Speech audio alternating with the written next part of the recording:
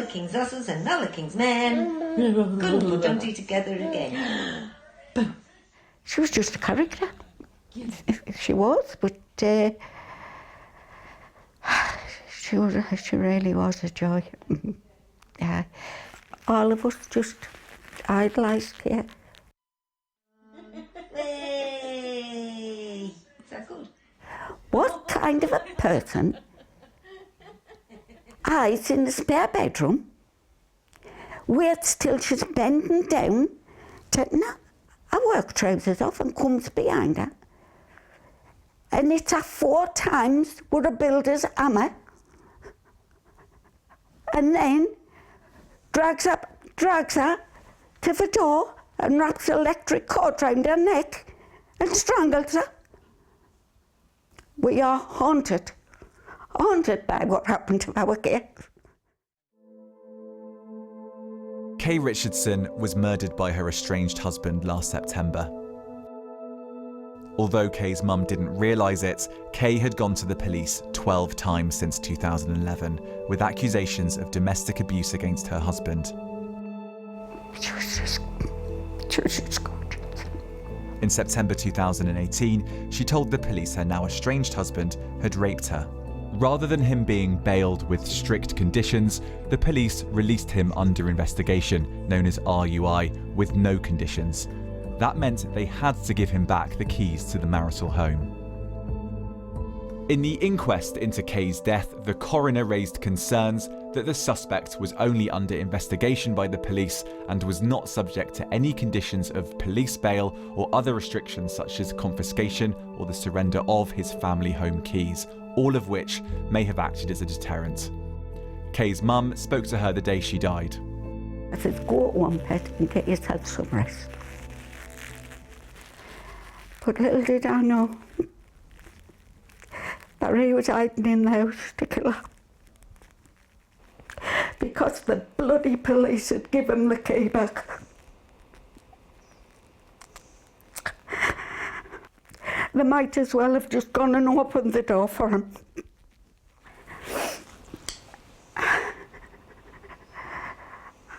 And he killed her.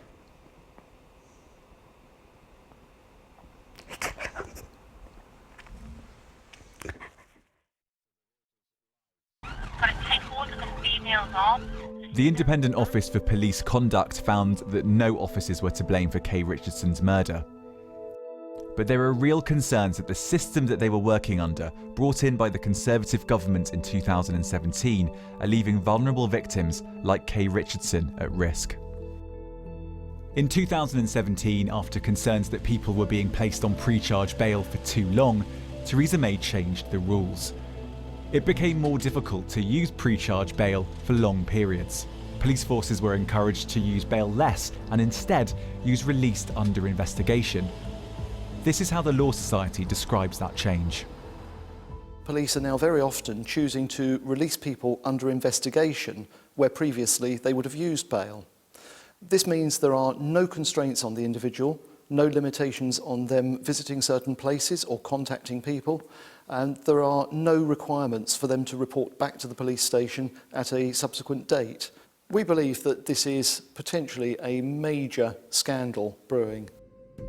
There's no central register for how many times the police used released under investigation or for what. So Newsnight asked police forces in England and Wales by Freedom of Information request. What we found was that since 2017, nearly 100,000 people who have been accused of violent or sexual crimes have been released under investigation, with no bail and no restrictions. In 2016, released under investigation was barely used for suspects in violent and sexual crimes. Our figures show, though, that ballooned in 2017, and that continued in 2018 and so far in 2019. The total figure since 2017 is over 93,000. We heard back from just under half the police forces in England and Wales, so the total figure is likely to be far higher. We showed these figures to a series of experts in the field of justice, starting with former Met Chief Superintendent Babu. Well, it's quite frightening to see those figures in black and white, and seeing such a significant number that have left people vulnerable, particularly sexual offences and violence offences. Over a quarter of these RUIs are those more serious offences, and it's shocking. We have less resources, we have less police officers, we have less police staff, and I think we're letting down victims of crime. We also showed our figures to the head of the Criminal Bar Association, Caroline Goodwin. What we found is that tens of thousands of violent and sexual offences, that suspects are being released under investigation. What's your reaction to that?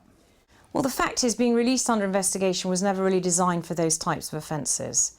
And we're seeing an increase in the use, as I've said, for serious violence, for offences of a sexual nature, rape,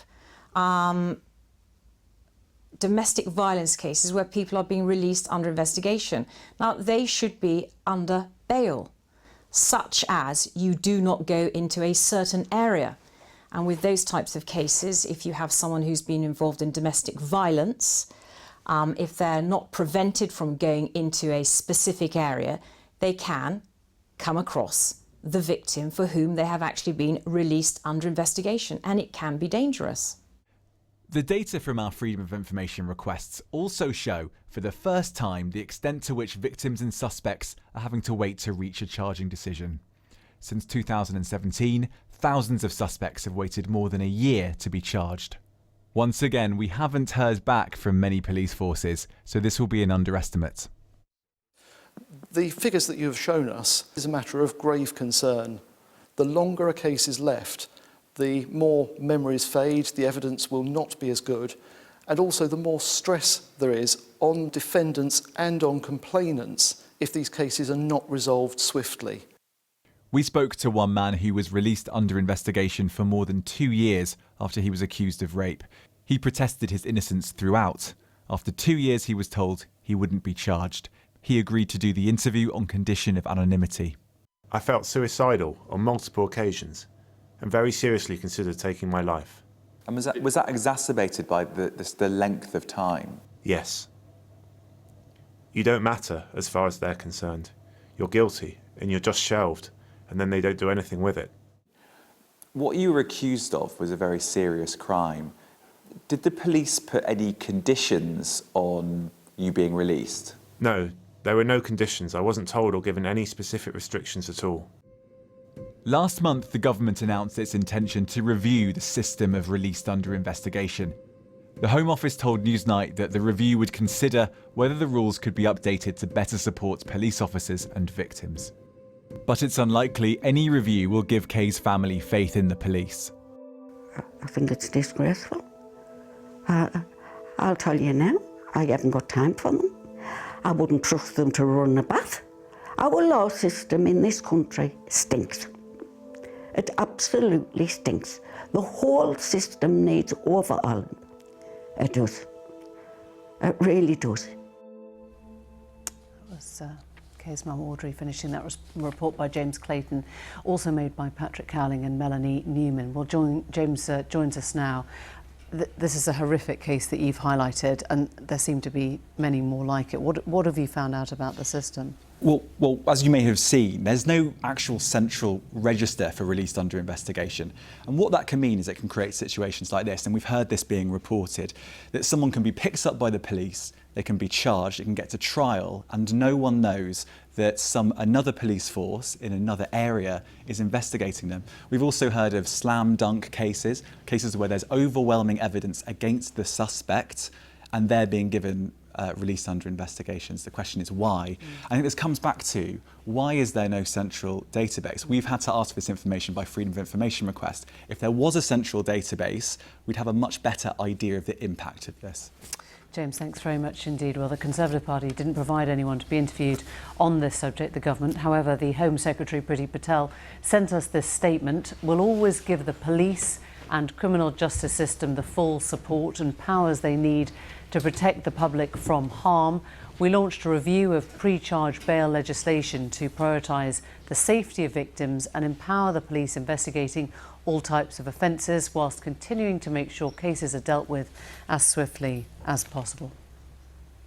We're joined now by the broadcaster Charlie Webster, who herself is a survivor of domestic abuse, Dame Louise Casey, former Victims Commissioner, and John Sutherland, a former Chief Superintendent at the Metropolitan Police.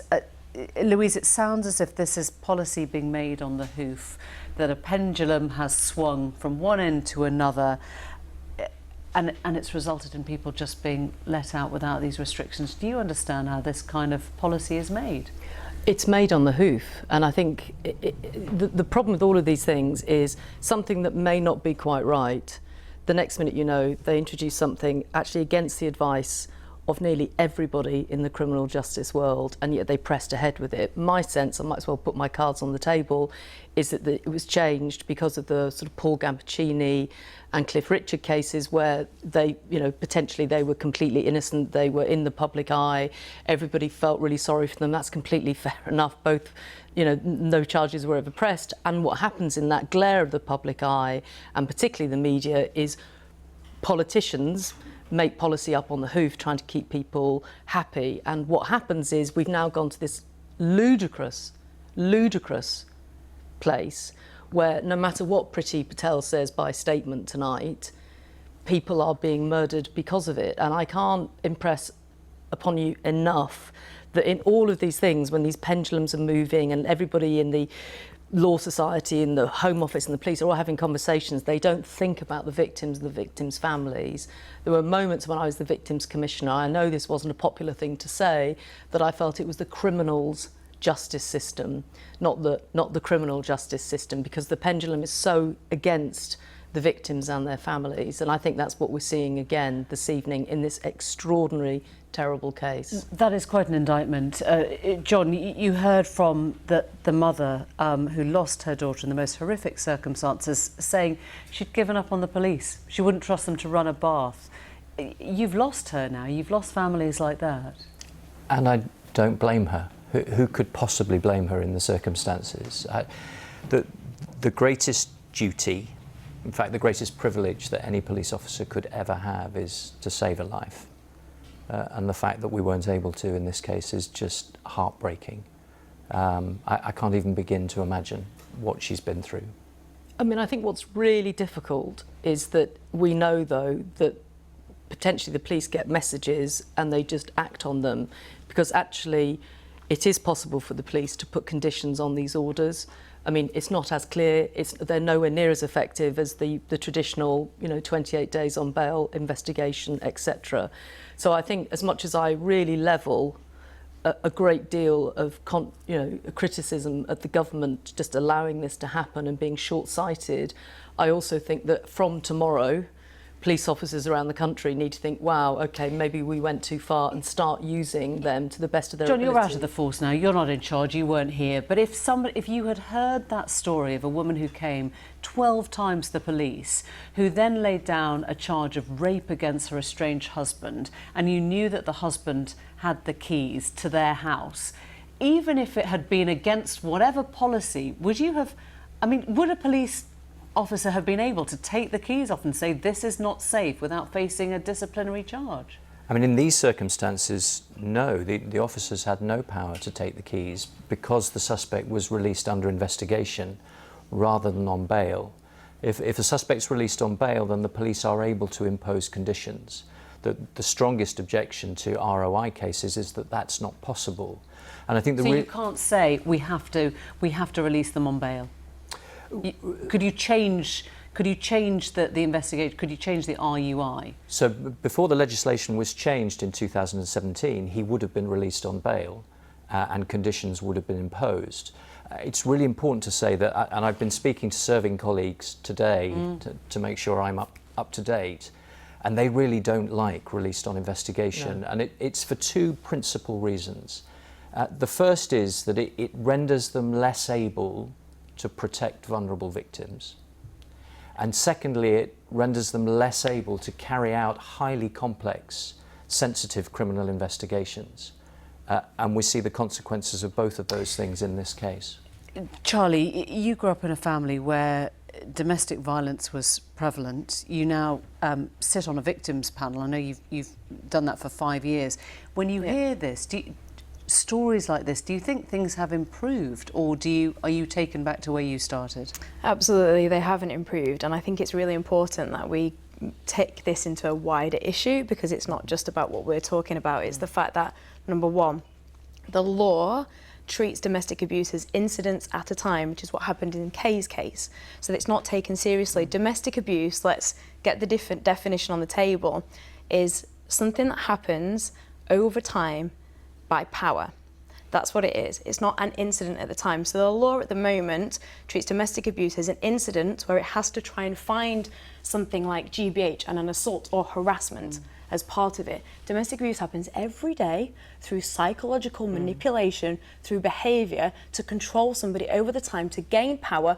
Once they have that power, then the abuser has to retain that power, and they do that by any means possible. The other problem I'd just like to point out is that there also isn't mandatory training with the police around domestic abuse. Unfortunately, there is still bad attitudes towards domestic abuse. Only recently, 2 weeks ago, a victim called the police and they said, "Oh, well, has he hit you? But what about the fact that every day he punched by the side of her face? What about that he stabbed a knife next to her hand every day? What about the every day that he called her stupid and made her feel like it was her fault, that she can't even make a decision now, she can't even have an opinion?" That's what domestic abuse is, and that's where we've got it wrong. The CPS also, their bar is too high. The Home Office, the Ministry of Justice, who I advise, and the police know that the CPS bar is too high. It's so hard to try and get a case through around domestic abuse. And when we call it domestic abuse or domestic violence, are we compounding the problem, make it sound like, you know, an incident of the home? Completely. So I'm very struck by this, that we know, for example, that there are 2 women murdered by their partners or estranged partners every single week in this country, 2. And yet, you know, we talk about knife crime, we talk about use of knives, we talk about murder and manslaughter, but I still feel that we categorise domestic violence as if it's something that's different. And it is different for all the reasons Charlie said, but the outcome is, at the moment, we also know the evidence shows that at the point that a woman actually decides she's going to leave, if she tells the so-called partner, that's when homicide and murder often occurs. So that's when she confronts the power, at which point he then, and it is normally a he, Can I just go in on your point? Please Because do. number one, I think it's really important that we say that there are male victims of domestic abuse and people in the LGBT community and children, both girls and boys, are victims of domestic abuse. It's child abuse, and I agree with you completely. But the reason why we say domestic abuse as, oh well, you know, we see it as domestic abuse, isn't because of the police or the system. Society needs to also take responsibility. It's also our attitudes towards domestic abuse. We still see it as a man battering a woman, and it actually isn't that. That's what I was trying to say in the beginning. It's about behavioural manipulation to gain power over somebody else. John? I mean, I'd just be really unequivocal. I was a police officer for more than 25 years, and I regard domestic violence as terrorism on an epic scale. It's a disease of pandemic proportions. It's the single greatest cause of harm in society. And going on that, it is because it's also the leading cause of homelessness. So we want to stop homelessness, but we never talk about domestic abuse. It's the leading cause of post-traumatic stress disorder and mental health and suicide, but we don't want to talk about domestic abuse when we talk about mental health. So why hasn't that been... Is it because... and I hear what you say, Charlie, but is it because the victims are predominantly female, or is it because you don't hear people complain about it as often as it actually happens? Why do you think, if you're talking about this pandemic and you've seen it from inside the force and you've taken those calls, why do you think it is not treated in the same way then? I mean, you're saying it's the root of just about all other types of violent crime, right? If any Prime Minister or Home Secretary of any colour or persuasion was to say to me, John, on the basis of your professional experience, what crime should we prioritise ahead of any other, I would say without hesitation domestic violence. I mean, when I joined in the early 90s, it was still regarded as something of a private matter, something that happened behind closed doors and was best left well alone. And Charlie's absolutely right, policing's still got an awful long way to go. But over the 25 years of my career, I did see things beginning to change very profoundly. Is this about resources now? It is about resources. I mean, between 2010 and 2018, we lost 44,000 police officers and staff in England and Wales alone. So absolutely it's about resources, but it's also about society. I think it's obviously resources are an issue, but to say it's just about resources would not be true. The issues of domestic violence are not as complicated as people want to think they are. We know, exactly as Charlie's just described, I know we have to say it affects all sorts of men and other groups, but predominantly, in my mind, part of the reason why this is always secondary to other forms of crime is because largely it's about women, and it's about women in households where they're disempowered and disenfranchised. And there's no way around that. You need a system that deals with the power issues, but if you look at the number of people that are being murdered by former partners every week, they're going to be predominantly women. So at the moment, according to James's findings, investigations, there are just short of 100,000 suspected violent criminals out on release without restriction. What happens to that sum? What has to change now? Well, we have an adversarial system, so basically the victim has to prove that they've been a victim of crime. The thing about domestic and sexual abuse is that, you know, and we have to remember, you know, we're sat debating this as a system point of view, but there's people at home that their lives are being destroyed. There's children's lives being absolutely destroyed. I can't even tell you the trauma that you go through. And that's the problem, is we don't treat people that are victims of domestic abuse as going through trauma. We need a trauma-informed system. So it's an adversarial system. So if you're a victim of domestic abuse, which you've tried to escape for years and years, this isn't just one thing, then how can you face a system that then re-victimises you when you're already traumatised?